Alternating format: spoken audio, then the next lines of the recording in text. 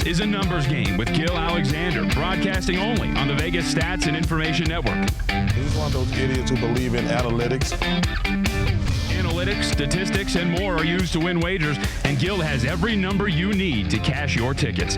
Now, live from the VSiN studios in the South Point Hotel and Casino, it's Gill Alexander. It is a numbers game right here at VSiN, the Vegas Stats and Information Network. Gill Alexander, Sirius XM Channel 204. VSiN.com, the VSiN app, Fubo TV, all across the board. How you can get VSiN, the first ever 24/7 sports betting network.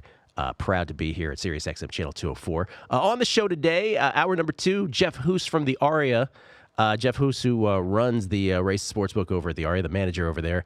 He is going to stroll on in and sort of give us a postscript to all that he has done at the Aria over the years. Might be, let's just put it this way, might be Jeff's last appearance here for a while, because Jeff is going to go move on and do other things. So we're happy to have Jeff in to give us his greatest hits through the years. We look forward to Jeff's appearance on the show later on. Joe Lisi as well, talking college football with us. He's got thoughts on bowl season, as he always does. Joe, eager as ever to be on the show. One of those guests where you could call him up, and before you could even finish the sentence, he's like, "I'm in," or you could text him, and the text comes right back.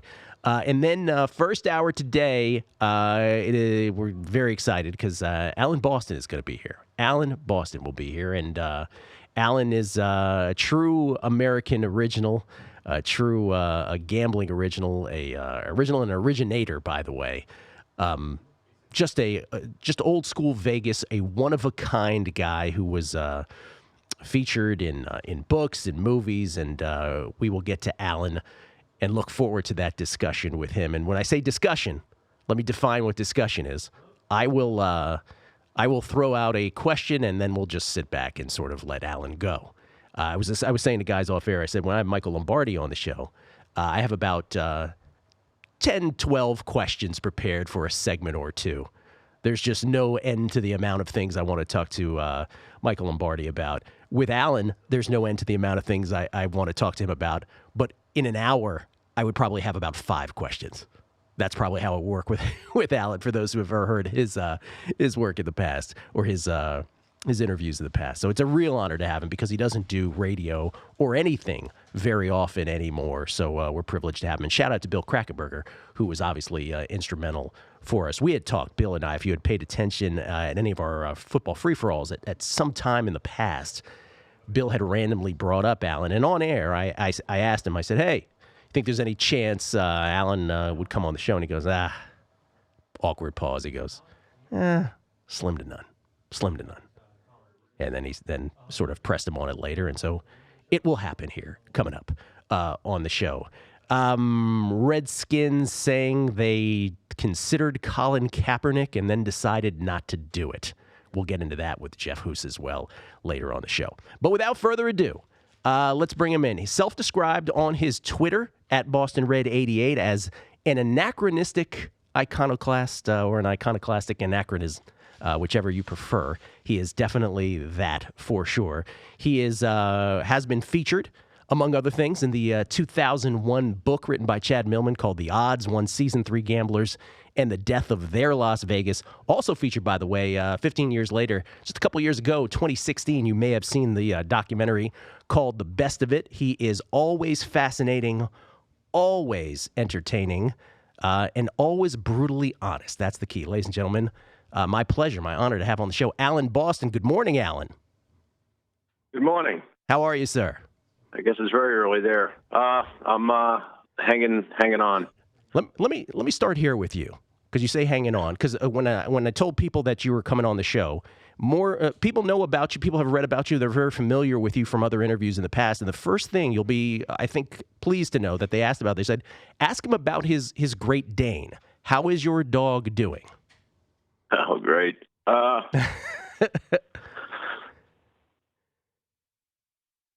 She's,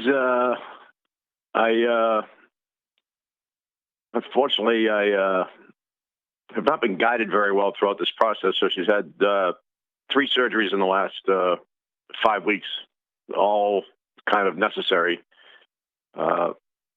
she had a very innocent growth on her face that was removed, and it grew back as a malignant tumor. Now, it was always malignant, don't get me wrong, but sometimes malignant tumors need some stimulation or something that triggers their malignancy. And unfortunately, in an attempt to remove this thing, that's what happened. And then I was just kind of lost, and the vet assumed that I knew what to do, and I didn't.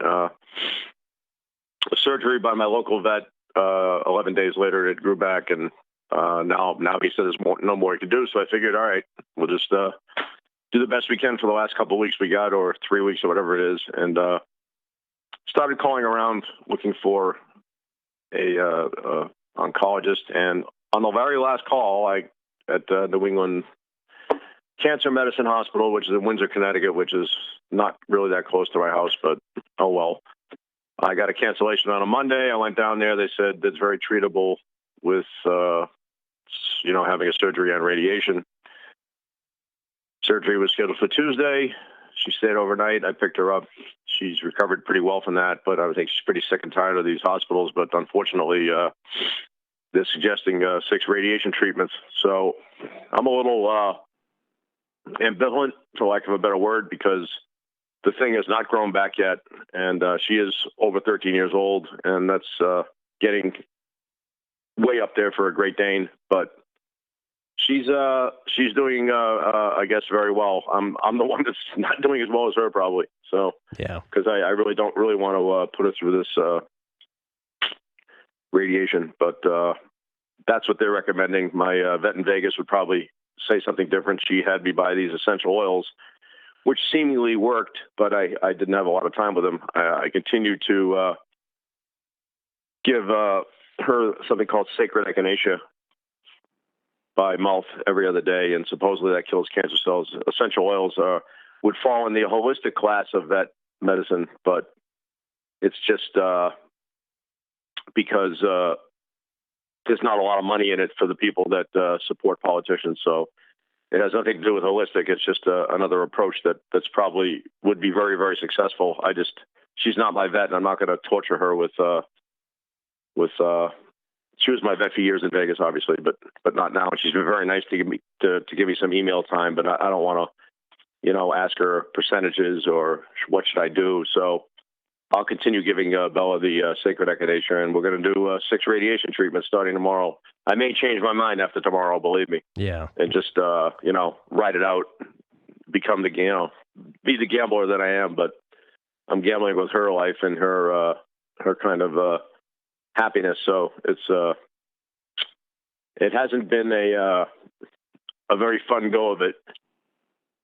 So anyway, yeah. To all those that asked, she's doing really well, actually. So let's go with that. And I'm the one that's probably suffering a lot more than her. Yeah. That's a very long-winded answer to it, but that's the entire update. No, I appreciate it. We wish the best for Bella. People were wondering, and I know Bella doesn't leave your side, so just wanted to ask that initially. For those who are unfamiliar with you, Alan, and it's not many, I would imagine, on this particular broadcast, but there's going to be some that are unfamiliar with you and are landing on this show right now like, oh, what's this guy about? Could you just take folks through how you got to Las Vegas originally, what your upbringing was like, what were the set of circumstances that led you to Vegas, led you to be a gambler in the first place, and led you to be so successful ultimately?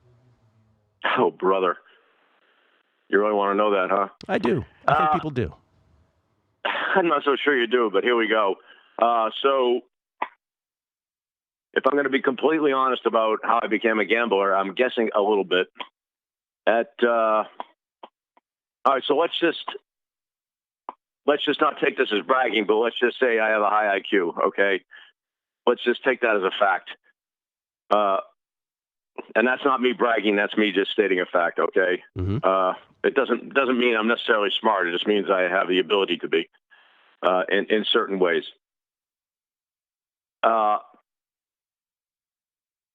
People would be surprised to hear I was very athletic when I was a kid. Very surprised. Maybe even more athletic than smart. But the Jew thing is you're going to be a doctor. You're going to be a doctor, especially when you come from a family that didn't have much. We grew up in a limited income housing neighborhood, and that's kind of all I heard. So that was in my head like the entire time. Did I want to be a doctor? I had no idea. My parents' marriage got a little rocky around the age of 13, 14, and ultimately they did split. Unfortunately, it was around that time that I understood that we're mortal, and that thought was rather painful for someone that young. And that sometimes, and that's back to the point of sometimes having a mind that works well can be dangerous. So you couple a parent-ship marriage. I assume I can swear. If I can't, I'll end that right now. So you better say something now. You're good. Good. So my parents-ship marriage with some thoughts that are rather painful that we all deal with at some point, but unfortunately I was dealing with them when I was all too young. And now I'm about to enter high school. I went from a rather outgoing, happy soul to this bitter, inward, cynical, miserable prick. And the baseball stopped, and as did a lot of other things, including my desire to date or have anyone in my life. And if you think about what I talked about, that makes a lot of sense. You just suppress all that because what's the point? Sure. Your parents' marriage sucks, and we all die anyway. This is really morbid shit, but anyway, you wanted to know, so you're getting the answer. My dad used to take me to the racetrack. At 8 years old, he took me to Hinsdale Raceway, which is no longer. It actually might be some sort of simulcast center in New Hampshire, beautiful area in New Hampshire, next to Brattleboro, Vermont. And his friend's horse was racing that Sunday afternoon. The name was Beth Dexter. I remember the name. Don't ask me why, but she won by a nose. It was very, very exciting and resonated with me. And eventually I found that peace of mind and ability to have joys at a racetrack where I didn't have to be around anybody. There was no social interaction there. I could just do my own thing and challenge my mind and gamble, which my dad did. And you know, you often take after your father. So gambling became my escape from some rather painful thought and a rather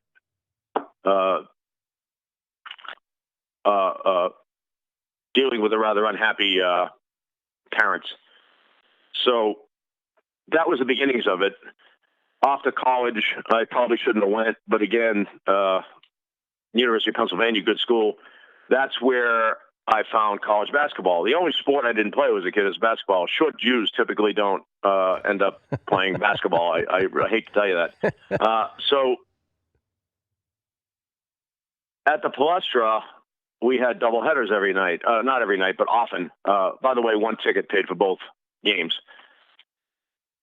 And I got to be involved in some amazing things. In fact, the first game I went to was LaSalle and Duquesne, not a UPenn game, but LaSalle played. All the city teams played their games at the Palestra. It's just this incredible venue. And I was wondering who this point guard was for Duquesne. He was incredible. Turns out it was Norm Nixon. So I was hooked. The local newspaper guy carried the New York Daily News. In the New York Daily News was this column called The Latest Line by a gentleman by the name of Jim McCarthy, who's long since passed away.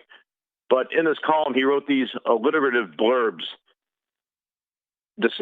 picking winners of college basketball games, among other things. He really was he really did a lot in a very short column. It was brilliant. And we're talking late 70s now. We're talking when you couldn't get scores on games. That's what it was like back then. For all those who were a lot younger, this world is a lot different than it was 20 years ago and way, way different than it was 40 years ago. Like, things are changing at a very rapid rate, and will with computers and other technology is going to change even quicker and not for the better, by the way. I'm going to throw that out there. As our environment is being trashed and money becomes the do-all end-all, we're kind of screwed. But luckily I'm getting old and I'll be dead when the planet is dead. So anyway, back to our discussion of how this all happened, rather long-winded discussion, but it's the only way you could really understand how I ended up here.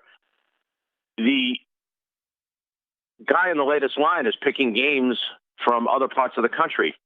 Now, if you can't even get a score of a Missouri State-Creighton game, or at the time, Southwest Missouri State-Creighton game, how the hell can you pick the winner?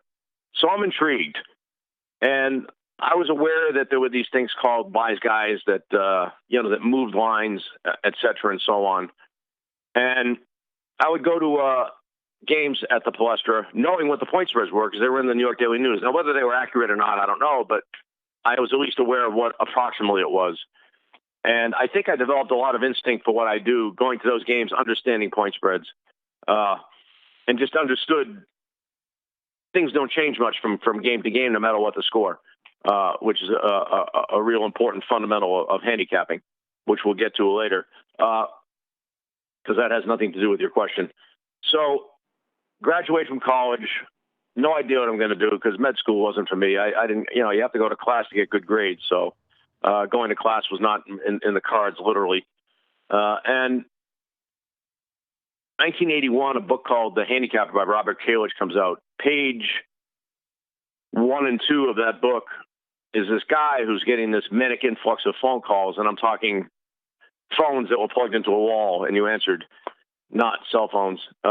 And it's funny, there was a kid in The Voice, he sang Operator by Jim Croce, really great song.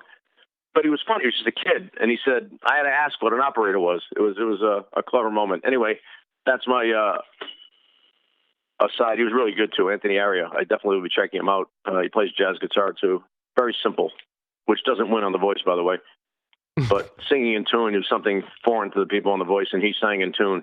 Anyway, you don't have to deal with this, people. I just go on these little tangents that mean absolutely nothing, but it's my mind going, wandering away. That's right.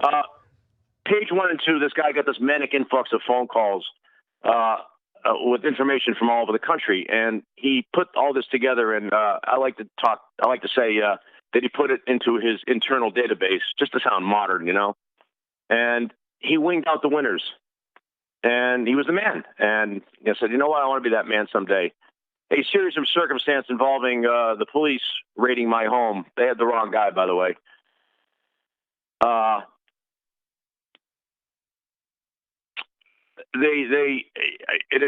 Ultimately, I went to court for some case that was thrown out by the judge. The judge later did the Shaken Baby case, by the way, with the nanny, which was very famous up here many years ago. Judge Zovell, he was brilliant. And I'll never forget the first time it was continued. He said,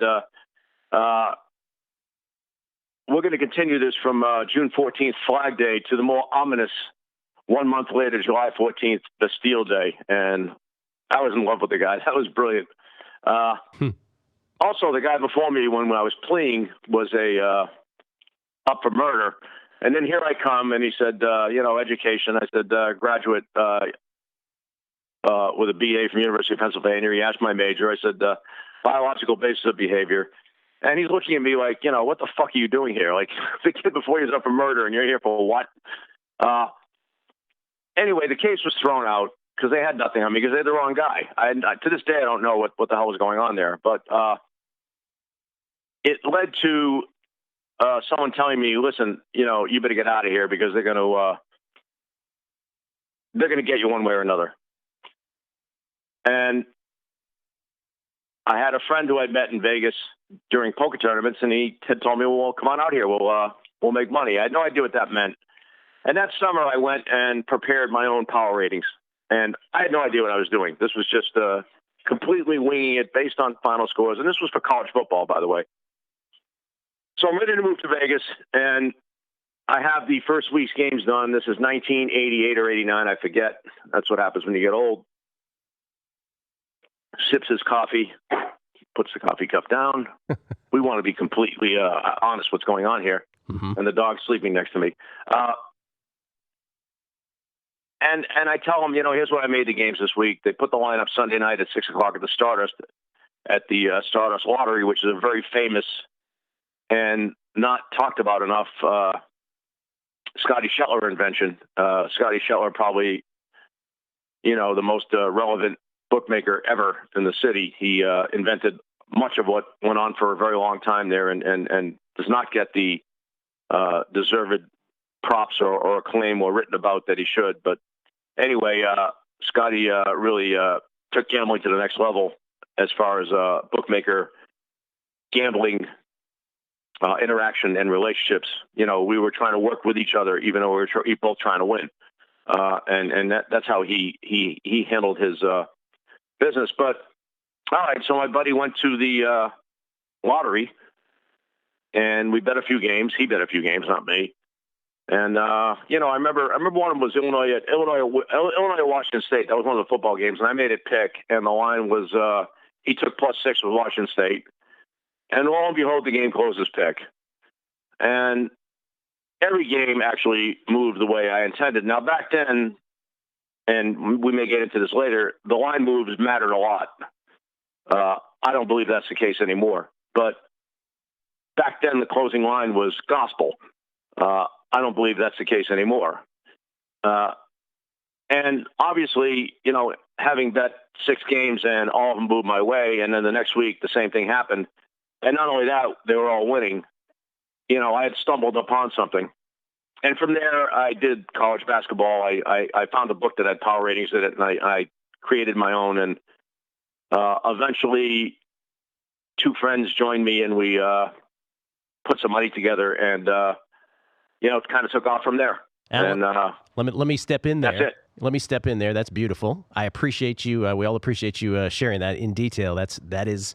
We want to understand the person. That's more detail than you wanted. No. Sure, but that's it. That's beautiful. Let me take a break, and we'll come back, and we'll get into some of the things you alluded to as far as your actual approach to handicapping, how you think the industry has evolved in terms of the lines. You alluded to that. That line movement doesn't mean what it used to, but really your approach. That's what I want to dive into next. Alan Boston, right here on A Numbers Game, exclusively at VSiN.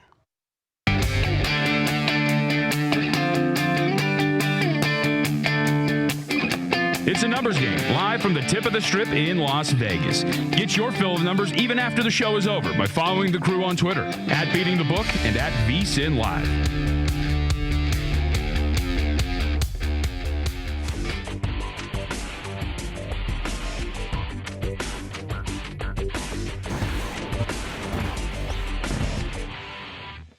Conference Title Week is it is a pretty big week. Now, I will say, though, this week tends to be very light in numbers for overall tourism numbers for the Las Vegas Strip. But overall, I would say that the average game tends to get more handle. But because there's fewer games, there's not that much of a difference in the average week during college football season. When it comes to Conference Title Week, it's a big week for us. There's so many great games, some really, really good matchups, some with, big bowl implications, some with who's going to be the Final Four teams in it. So it's a fun week for us. I expect we'll have packed houses and marquee games and a great handle across the board. Conference Title Week is a big week for us. You got a lot of good games. When you look at the overall handle, it's not as much as a regular college football weekend, due to the fact that there's a lot less games playing. In a normal week, you're going to have a lot more games, but the quality of the games are much bigger. You do get more action on them for those individual games. Conference Title Week, you can't believe how big it's gotten, only because it draws so much attention, and there's only so much you can do during the season to cram all these games into one day. So what you can see is we will do as much money on the one day with maybe 6 or 8 games than we would do the entire day of a full schedule with college football. It only brings out people who want to bet more on these games, and they don't want to miss anything. So they show up, they usually bet a little more. That's why the money is almost equal. You'd be surprised, even though the games are bigger, it's a fraction of a normal college football Saturday here in Vegas. The reason for that, limited amount of targets on the board for the player. Also, beyond the major conference games, I'm seeing we're going to get a lot of action on the SEC title game, maybe the Pac-12 game on Friday night. The smaller conference games don't really drive much handle. Also, it falls at a quiet time of the year in Las Vegas between Thanksgiving and Christmas. It's usually slower tourism season here in town.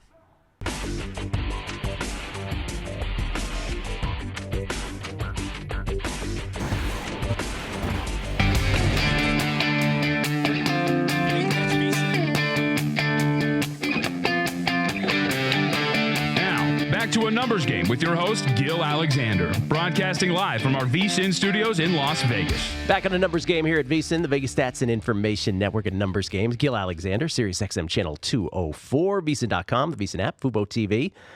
Privileged to have Alan Boston on the show. And Alan, kind enough to explain his beginnings, his origins of how he got to Las Vegas, how he became a gambler. From his days at the Palestra in Philadelphia. Some of us from a different generation remember John Pannone and Ed Pinckney and those Villanova teams from the Palestra. Alan's era just before that, where he was influenced by that on his way to Las Vegas. So from there, then, Alan, UPenn made the Final Four when I was there. How was that? Yeah, and they the Larry Bird, Magic Johnson game. 79, right? 1979? Yes. So, last Ivy League team to make it that far. So, and people today, by the way, when you hear that, the kids are like, wait, what? An Ivy League team made the Final Four? What? It's unbelievable. Yeah, that was when it was more for the love of the game and not a big business. But we'll get to that for sure. We will. Or else you're wasting your time talking to me. We don't get to that. No. Anyway, I think it's all relevant. Let me get to this though. So you get to Las Vegas. How do you go from all of that then to being? Let's face it. You're the guy that is known as the most successful college basketball bettor in the world, the most respected. I don't know about that. Well, let's. There's a lot of people you don't know about, you don't hear about who do really well, and obviously there's a guy named Mr. Walters who just unfortunately lost his appeal to something he was innocent for, but I don't want to really get into because I will lose it, not in a good way. And I've already been depressing enough on the show, so let's skip that topic and our government is just completely evil. That's all those Homeland Security people who used to hang out at DM. I hope you hear all that. The DM had a lot of people who were a big threat to society. But anyway, the world should know that, by the way, that our government just sucks. Just money-making machine that doesn't give two shits about us. You're referring, for those who don't know, Alan, you're referring to a federal appeals court yesterday upholding the insider trading conviction and 5-year prison sentence for Billy Walters, world's most famous gambler. Even, by the way, as it chastised an FBI agent. Of which I am sure he was innocent because I worked for him for years, and there was no one that could have been any more careful that he did things legally. Spent literally millions to make sure what he did was legal. He's not going to take the phone call from some scumbag and who tells him to buy this stock and pick up some other phone and say, "Oh yeah, buy me this stock." That's just not going to happen. So whatever they think they had on him, I'm sure was mostly invented and probably just about all lies. And unfortunately, it was believed. So and then held up somehow. Anyway, on to. So I get to Vegas and I'm just winging it now, right? I really don't have a clue. And I'm not one that is very good about reading and understanding. So either I do it myself or I don't do it. So I started doing college basketball. I mean, and the football was just done on pure instinct. I had no idea what I was doing. I just completely winged it. But whatever I was doing instinctively was right. And I think, I think I understood, and the way I've always liked to explain this is for anyone that golfs. If you're, let's say, a scratch golfer and you shoot 85, the next day you play golf, you're still a scratch golfer. And let's say you shoot 80 the next day you play golf, you're still a scratch golfer. And then if you shoot 82, the next day you play golf, you're still a scratch golfer. In other words, a series of results doesn't change who you actually are. And I think I understood that from an instinctive level more than a mathematical level. And, I was very willing to catch when the line maker overreacted to results and or kind of knew when the team had the home run effort coming. It was something very much from more subconscious than conscious. And that's why I brought up the high IQ back to start, because a lot of that is a result of just my mind working well in a logical manner. I can't read something and understand it, so I'm not claiming to be some genius. I'm not. But logically, my mind does work very efficiently, and that's very useful when it came to sports betting, especially back in the day when the lines were a lot weaker. before computers were able to, come up with a number that's close. And you're laying 11-10, and if it's close and you're laying 11-10, what have you got on it? You ain't got much. So, this game's a lot tougher than it once was when we had people trying their best to make lines, and they did try hard. And Scotty used several line makers to arrive at what he was doing. And, like he told me one day, he says, we're not idiots here. And I said, I never said you were. I have nothing but respect for you guys. And, we got along quite well after that, because I think he, like many, he misjudged me, and my demeanor can be a little off-putting, for lack of a better word. And Alan, you did everything by hand. You never did anything algorithmically. You just kept a sheet on every single team. I don't even know what an algorithm is. So, no, everything's in my head. Everything, 100%. If you started asking me about teams, I would not be checking notebooks or anything. I would just start talking. And I'll get back to this in a second, but my memory sucks. So, and I'll explain how I think this all evolved at some point. If anyone cares, I don't think it's that relevant. But so anyway, what do I have to work with in Vegas? Nothing. This is an era where there's nothing, but there is a sports ticker at the Stardust. And the Stardust, by the way, is this wonderful venue that is full of characters and smells like someone took a giant piss on it. And it was just this amazing place. And I'd go there every night. I'd watch the ticker. And the ticker would update each game every 5 minutes, unless it was on TV. And there were only 1 or 2 games on TV a night, sometimes none. See how things have changed. And, I kind of tracked how each game went. And I had the ability to remember every update of every game, even on a Saturday.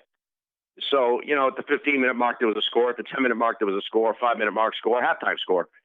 And I kept all that in my head. And ultimately, that's what I used as – this all came later, by the way, when, trying to figure out why I'm different than everybody. That's how I'm different than everybody.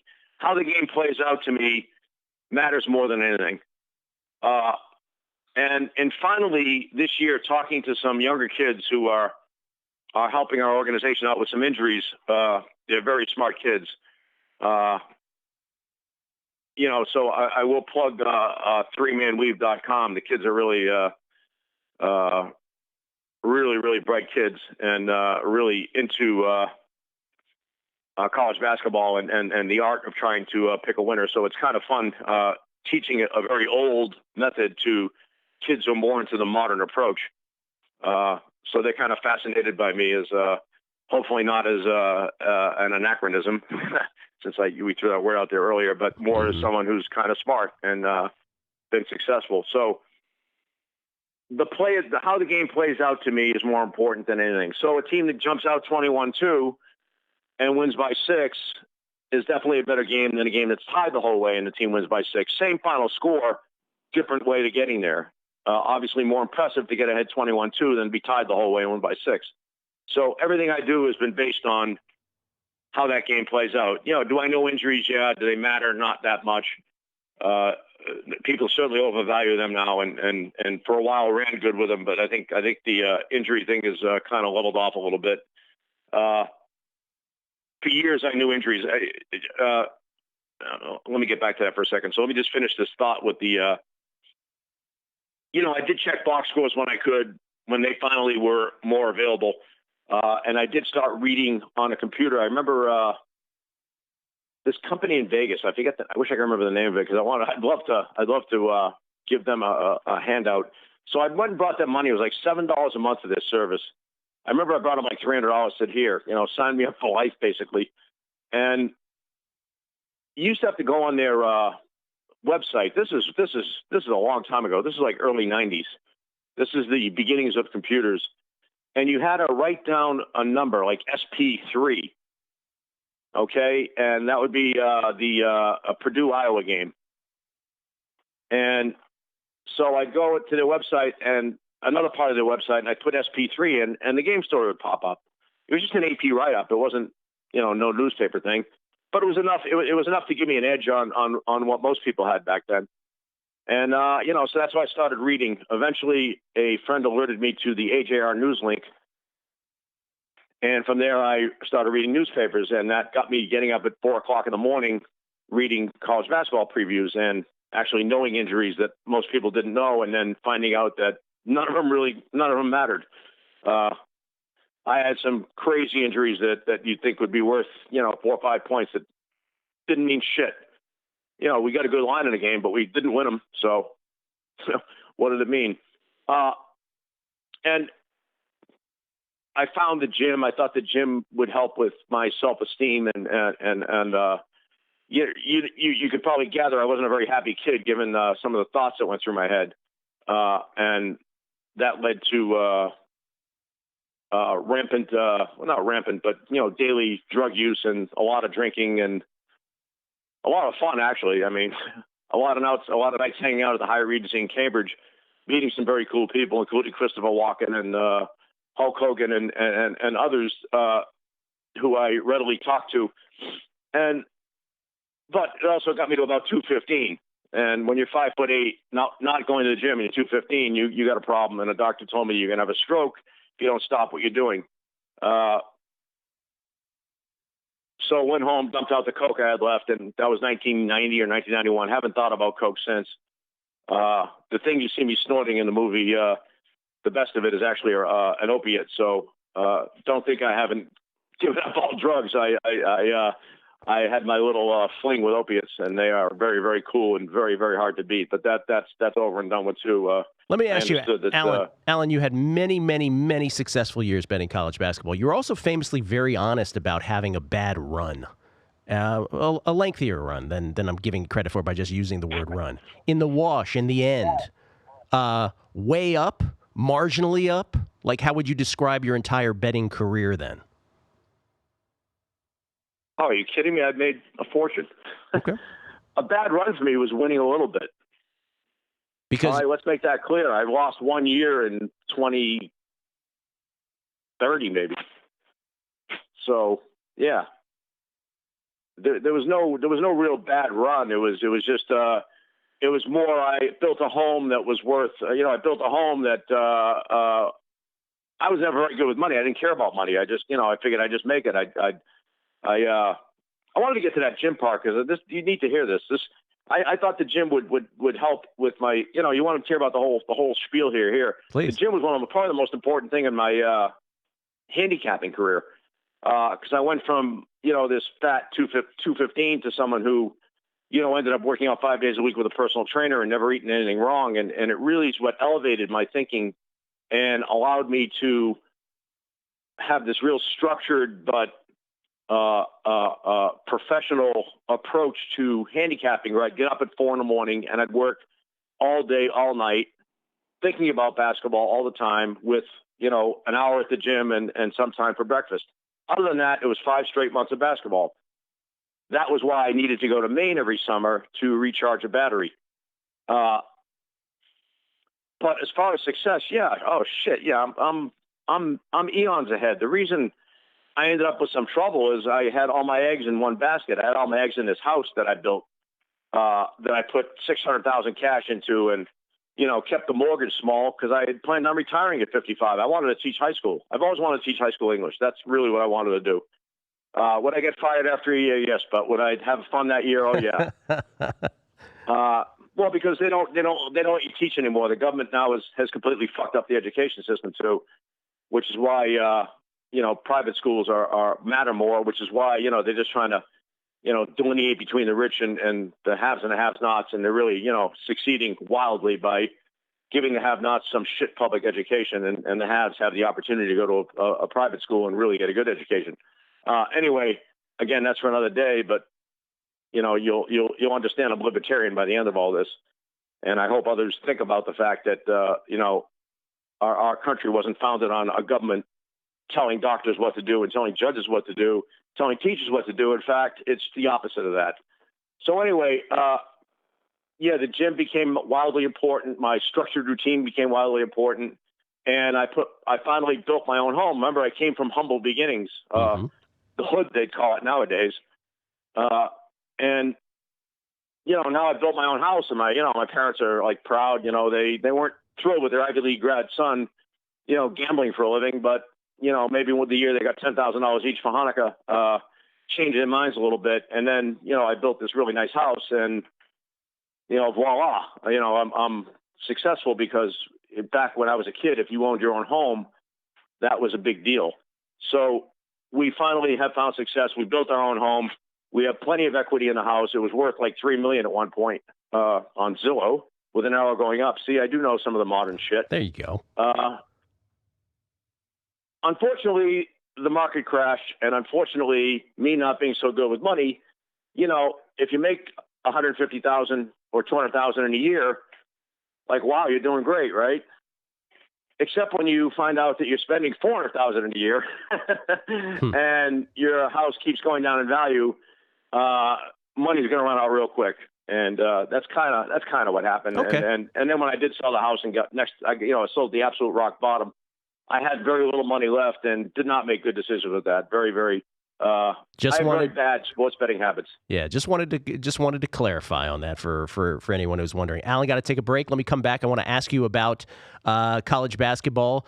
Do you still have very little respect for some of the big name coaches that people are led to believe are phenomenal coaches? We'll get into that and what might be some of the teams under the radar this year that you're looking at. Alan Boston, a profile of a betting original right here on A Numbers Game, exclusively at VSiN.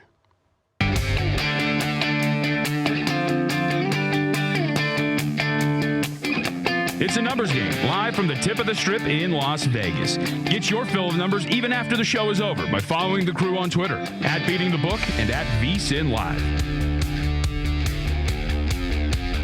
If you didn't catch VSiN last week, here's some of what you missed. Will you get some betting on some of these teams? Oh, we've had some really good action this week. I don't think the Bama number is that prohibitive. I think it's a fair number, but I think I got some pretty good numbers on the rest of the board. And you could see if you went and looked at my charts, I got some pretty good action on the other ones, which is good. I mean, I want to have Bama going for me for as much as I possibly can. But really, at this point in time, we're in a pretty good position with everybody. I think our worst is Oklahoma, and we're still well into five figures, I think, with Oklahoma, and that's the worst team on the block for it. I like Justin Jackson. Okay. The kid's good. He was a beast at Northwestern, and I think he is a fully capable running back. We saw him get 7 carries for 54 yards last week after Melvin Gordon went down in limited work. And don't be surprised if that is an almost even distribution of workload there, and between Eckler and Jackson. And Eckler's good, and Eckler can be a good inside runner. And Eckler's, by the way, he and Phillip Lindsay are leading the NFL in yards per carry at 5.8. And so you can definitely get something done here.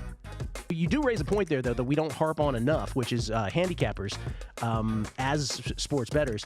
While I was watching Chase Daniel and the Bears yesterday, I was secretly hoping the Bears would end up winning that, and then Chase would play again so you could just bet the house against him, because I felt the same way about him as you are saying about Lamar Jackson. Because I don't know how Chase Daniel, first of all, how they won that game against Detroit was a pick six, obviously. But yesterday, how they got the ball downfield to actually tie that after the onside kick was just, or even prior to that drive as well. It's just amazing, and to me was an outlier. All right, what do you make of the T-Wolves at this point? After the Butler trade, they are 4.5-point home favorites against the Spurs tonight. And what do you make of the Spurs? Well, the Timberwolves, I mean, they got that weight lifted after the Butler trade, and they added Covington, which their defense has been better since the trade has happened. But it's just overall the locker room has been better for that team, and you could see it on the floor. And I'm actually still stunned that they went into the season with Butler on the team and they didn't move him before the season started, because that really put a dent into the year for him. So you can see that they're an improved team now without him.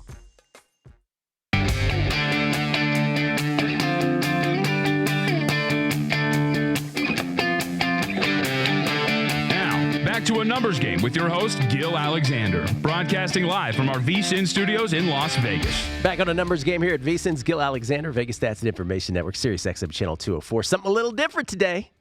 Maybe a lot different. profiling Alan Boston, who's kind enough to spend time with us this morning. Alan, I'm just warning you, since we're on radio and I got to do commercials here, I'm going to take one more break here before the end of the hour. So if I interrupt you, don't get offended. I'll try to get less. Just cut me off when I get on one of my diatribes here. You got this probably is a little bit boring. No. And people are wondering, who the fuck is this guy? Like, who gives a shit about him? No. So, I mean, this could have gone in a different direction where it wouldn't have been so melancholic. I think the first question kind of like set the mood, unfortunately. And, I do apologize. Unfortunately, yeah. No. I mean, it's an interview. We can do another one if need be. Don't worry about it. Let's do that, because there's going to be stuff that I inevitably don't get to here today. Let me just ask you this. That's usually the case with me, right? Yeah, inevitably. Believe me, I've got like 5 questions. I might get to 2 of them here. Here's what I want to know. Do you incorporate any live betting in what you do these days? Are you a live bettor? Nothing. There's a good answer. No. He said no. I don't do any of the betting, so that solves that. Okay. I don't live in a place where you can bet. I just recommend. I just tell someone, here's what I think is worthwhile, and they go from there. Okay.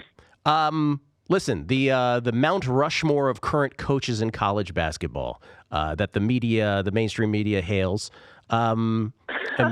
Coach K. Everyone likes to ask me about this. Yeah, Coach K, Roy Williams, Bill Self, John Calipari.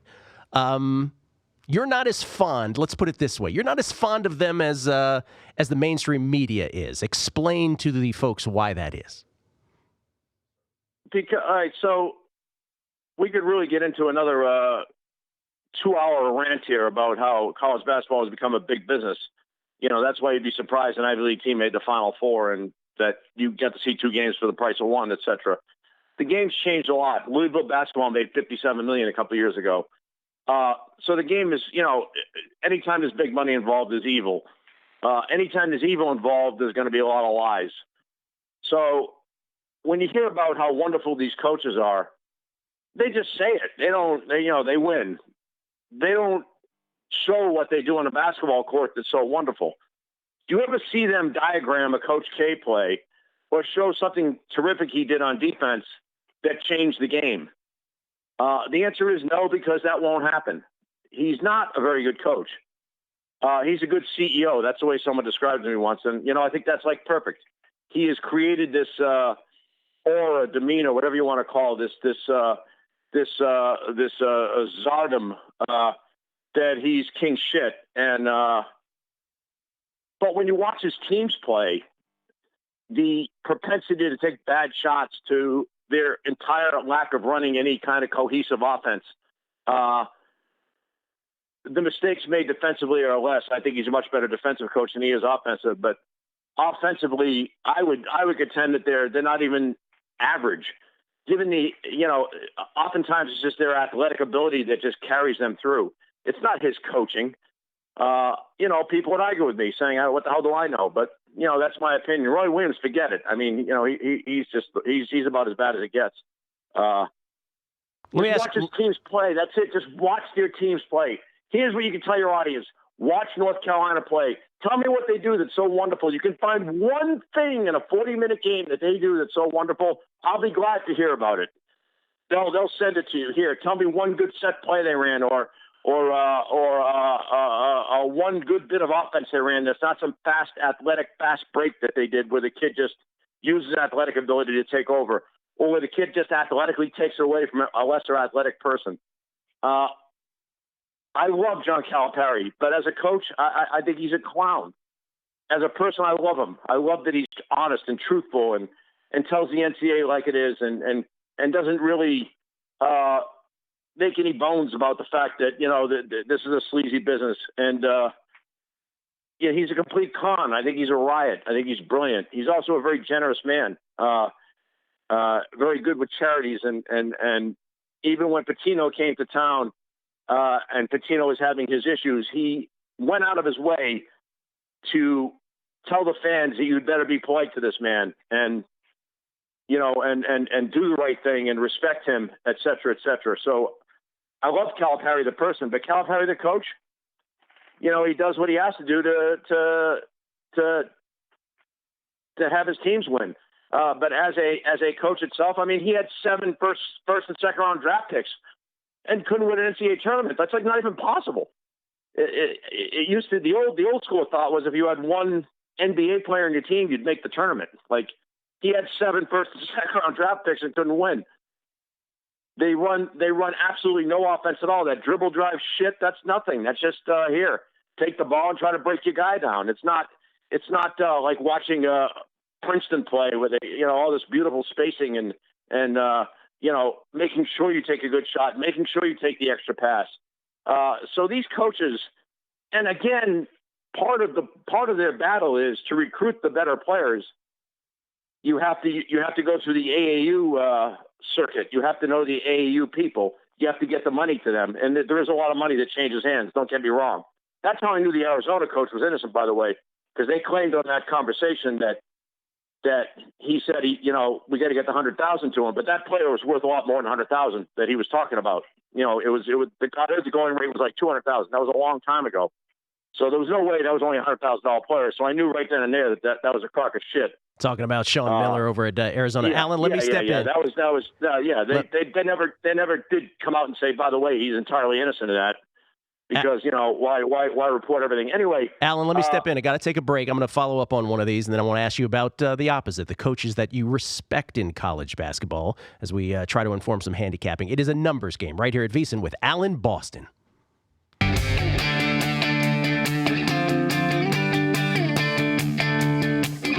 It's a numbers game, live from the tip of the strip in Las Vegas.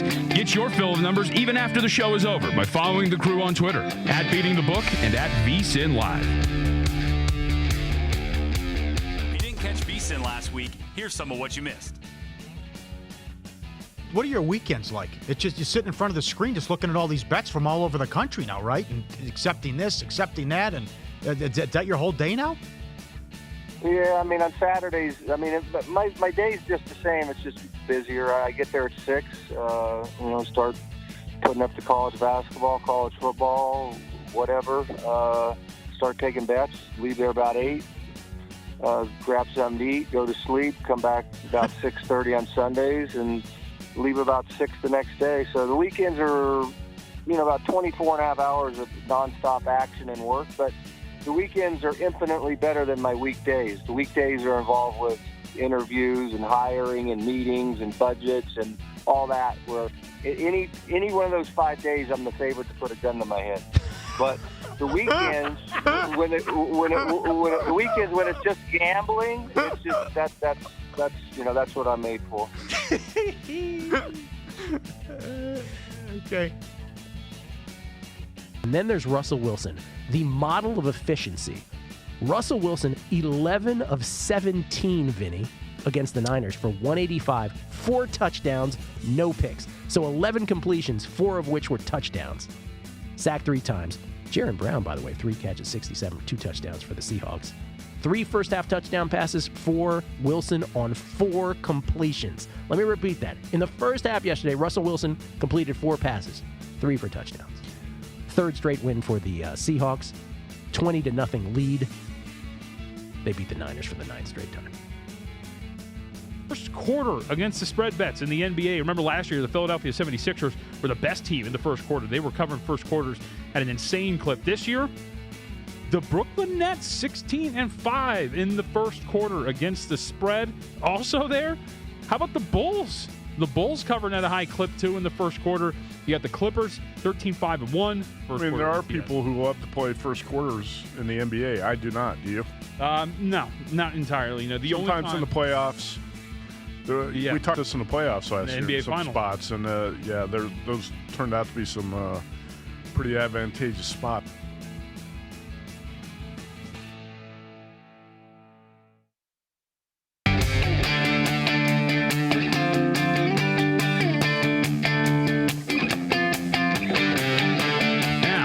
To a numbers game with your host, Gill Alexander, broadcasting live from our VSiN studios in Las Vegas. Among the many comments on Twitter at Beating the Book and at BostonRed88, dang, man, can't you just do 2 straight hours with him and no commercials? Great stuff, man. I wish we could, man. I really wish we could, but we We got commercials to play here. We'll put this in podcast form so that people can hear audio who are unable to hear it live right now. It's Alan Boston on the phone with us right here on a numbers game And at VSiN. I'm gonna finish up a point from before because we haven't finished up several points here. I've been kind of left dangling here without finishing. That's just me getting long-winded and getting off the topic. But we have 2 minutes, Alan. Coaches, 2 minutes to 2 minutes to do that because then I got to do another break. So I'll give you I'm doing less than 2 minutes. I'll be succinct. You got it. What I was alluding to with the big name coaches in the AAU circuit is the AAU games are not played. They're played, just playground ball. The players at these big name coaches tend to come from that playground ball type atmosphere. So they're not getting the most coachable of players. They're getting a lot of guys who are going to be in the NBA in a year. So putting in, 67 set plays is really not in their resume. So a lot of these big name coaches are, in fact, hampered a little bit by the players they recruit. So I'm going to cut a lot of them some slack in that regard. But still, that doesn't make them some genius because what they show on the basketball court is not that. So that was the point of the AAU thing. Next, go ahead. So my follow the point. You're the man. My follow up to the Coach K thing. All that you said about Coach K, understood. Do you find that this year Coach K has gone one and done just like Coach Calipari has done? This group of Duke athletes is so overwhelmingly good. Do you find that it trumps your opinion of Coach K more often than not now with this group? It makes it more likely he's a retard. I mean, if he needs players this good to win, and then doesn't win with them, I mean, it just actually proves how incompetent he is. But I don't consider recruiting as part of coaching. Okay, let's get that right. What you do on the basketball court is coaching, not what you do to get the money to the right places to get kids to come to your school. That's not coaching. That's evil. Okay, so there's a difference between evil and good. The good is what happens on the court. The evil is what happens behind the scenes to get players to come to your school. So if you're good at evil, fine. But if you're good at coaching, that's different.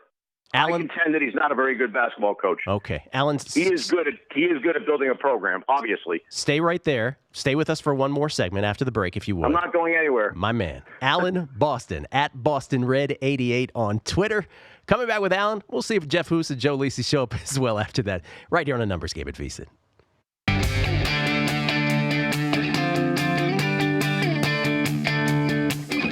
It's a numbers game, live from the tip of the strip in Las Vegas. Get your fill of numbers even after the show is over by following the crew on Twitter, at Beating the Book and at VSiN Live.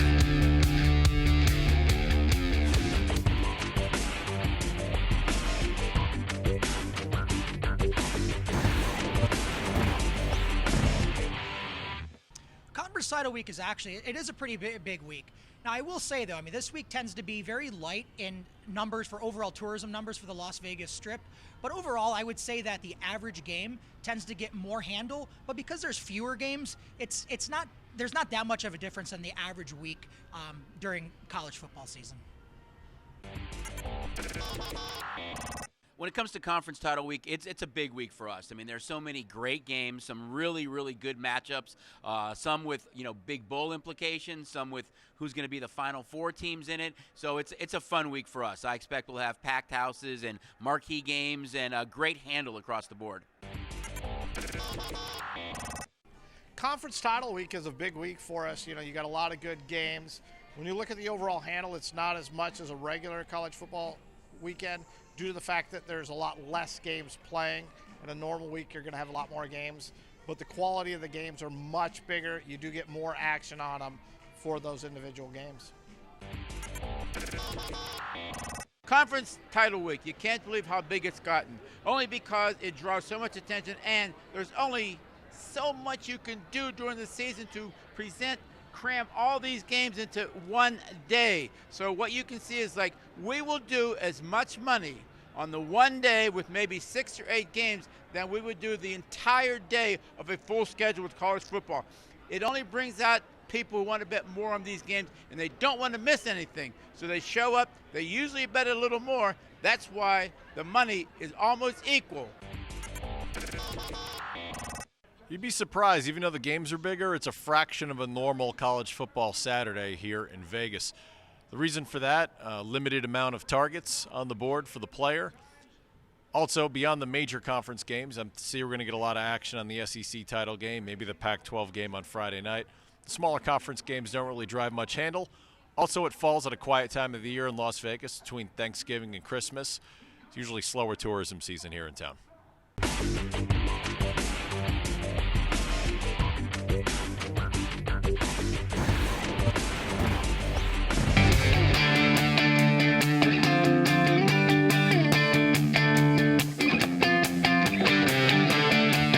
Back to a numbers game with your host, Gill Alexander, broadcasting live from our VSiN studios in Las Vegas. Hour number 2 of a numbers game here at VSiN, the Vegas Stats and Information Network, Sirius XM Channel 204, VSiN.com, the VSiN app, Fubo TV. Jeff Hoos standing by, race and sportsbook manager from the ARIA.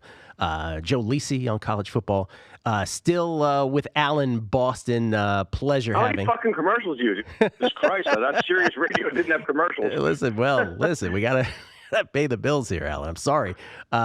Next time we'll have you on a podcast. Listen, before, because I know this was going to be your last segment today. Could you come back next Wednesday? And because there's so many other things I want to ask you about, specifically like. Yeah, we haven't got to anything really. Really? Yeah. But at least they know who I am now. They know who you are. I haven't been in Vegas in a while, and I haven't done a radio show in a long time. So, no, I really appreciate it. I think there's a lot of people out there who would have no fucking clue who I am. So, well, that's at least they kind of understand I'm just this flawed.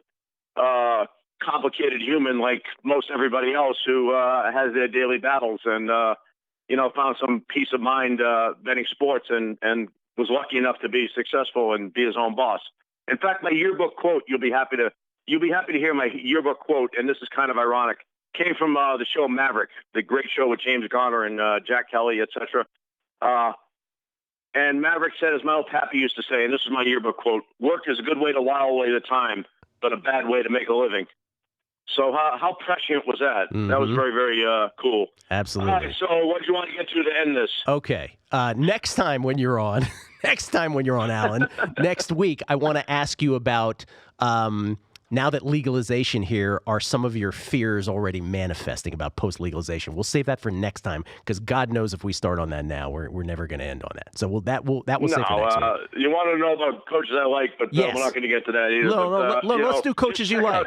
Coaches you like. Check out Craig Smith for Utah State. You guys will be seeing him down there when he blows UNLV out of the water. And obviously UNLV did not make a good hire. Menzies is a clown. Sorry, boys. He's absolutely terrible. They're lost out in that basketball court. I had to turn them off, actually.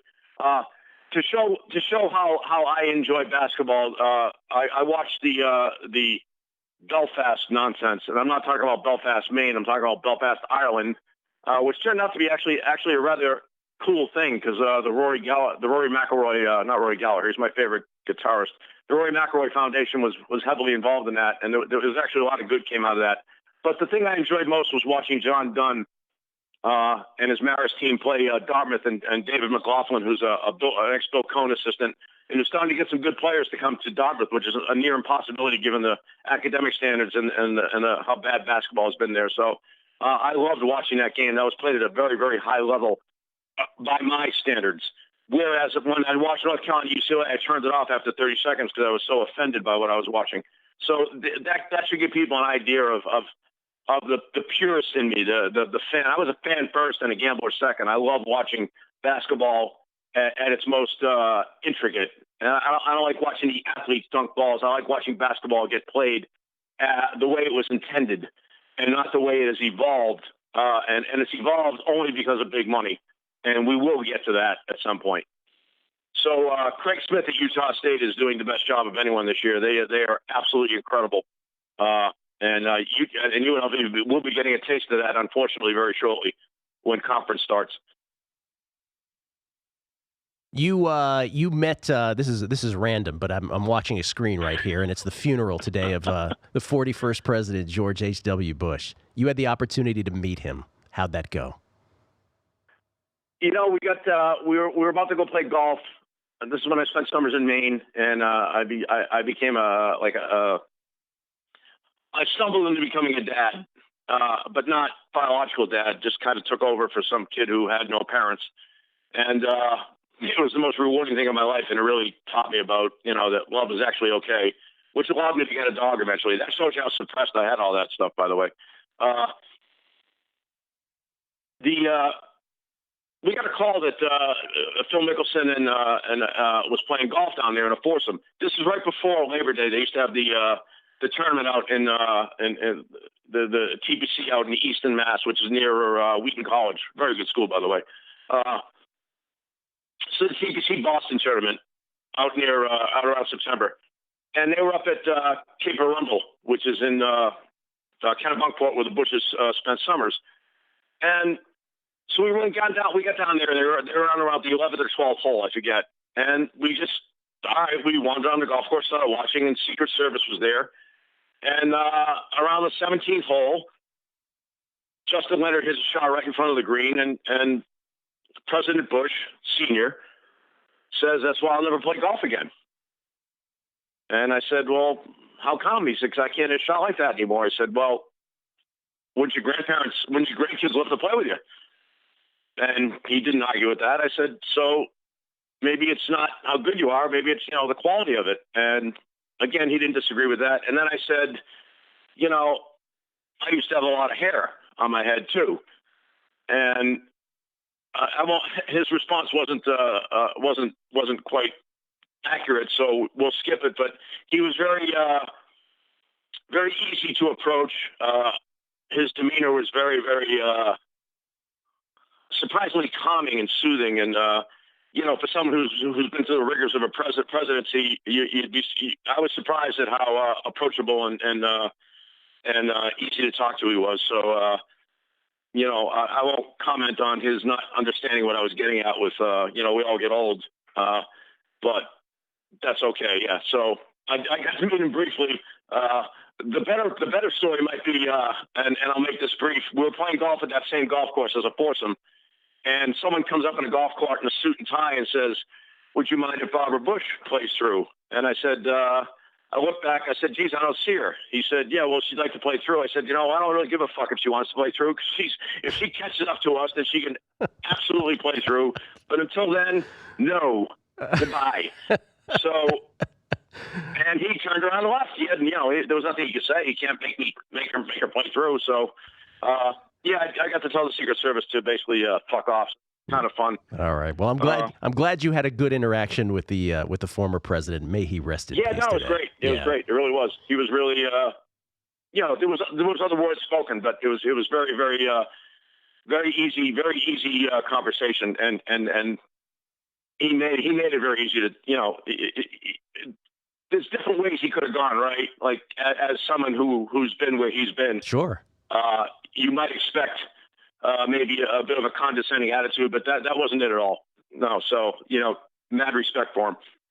Alan, listen, I'm really thankful to you. I'm really grateful. I appreciate your time this morning. I absolutely want to have you back on next Wednesday because there's so much more that we didn't get to. Yeah, we didn't talk about anything, so that's good. No, we did, because I think people, listen, it's not often, and I really mean this, and you know this because I said it at the beginning, you're not only an original, you're an originator. That is the rarest of commodities these days. They just don't exist. I'm what? You're an originator. My phone. You're originator. I didn't know I am, but okay.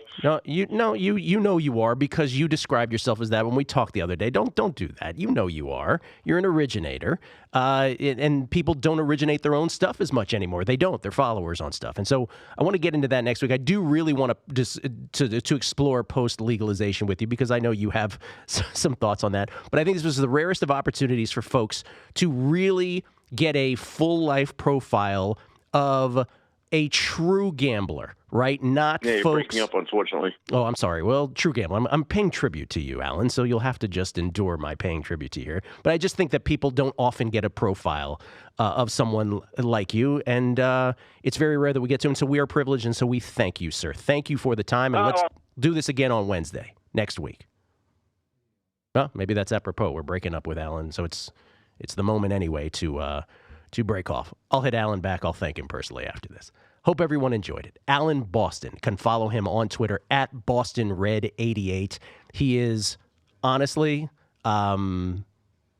He's phenomenally fascinating. He is, as you could tell, brutally honest. He is one of these rarest of commodities that will tell you exactly what's on his mind, unfiltered. And I think in the story of how he became who he became, there's a lot of relatable elements to that for everybody, not only from a gambling standpoint, but from just a real, true life standpoint. And I think in that storytelling, we learn more about the human condition, if I might wrap it up in a bow like that. Alan Boston, thrilled to have him on the show, and we'll get him back this coming Wednesday. Hope it wasn't, Matt Jones is here, my producer. Hope it wasn't too much of a burden for him. Hope he enjoyed himself. He has this self thing where he tries to diminish things, but, Ivy League educated. I hope it was as enjoyable for him as it was for us. Let's put it that way. Jeff Hoos from the ARIA, race and sportsbook manager. He's with us next. He strolled on into the studio. We'll talk to him. Joe Lisi will have some stuff to talk about college football. It is a numbers game right here at VSiN, Sirius XM Channel 204.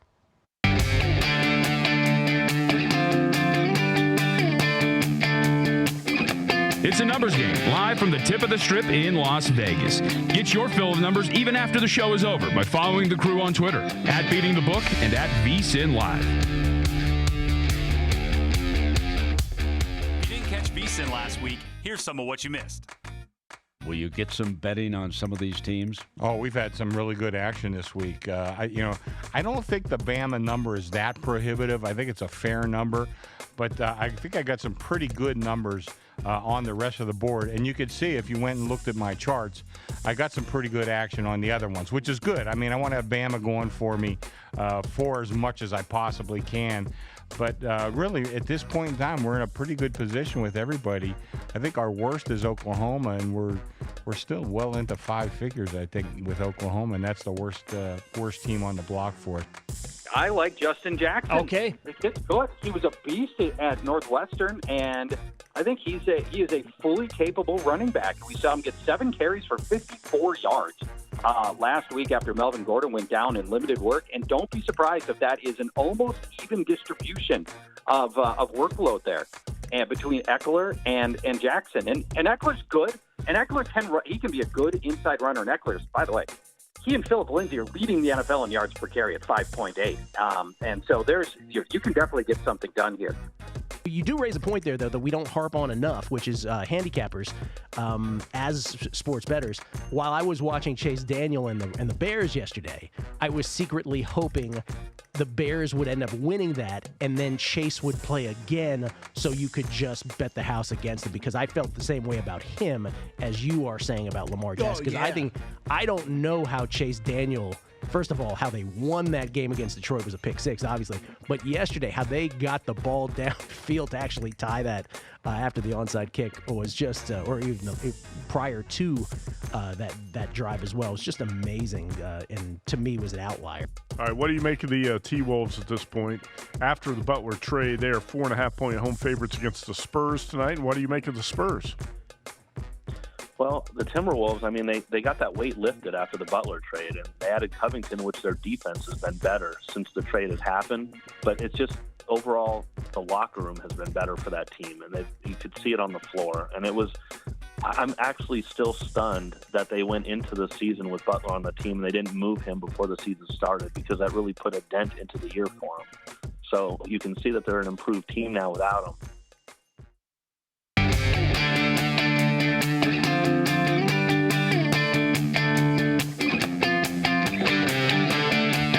Back to a numbers game with your host, Gill Alexander, broadcasting live from our VSiN studios in Las Vegas. Back on the numbers game right here at VSiN, the Vegas Stats and Information Network, Sirius XM Channel 204, VSiN.com, the VSiN app, Fubo TV. It's Gill Alexander. Matt Jones is here as well, producer extraordinary.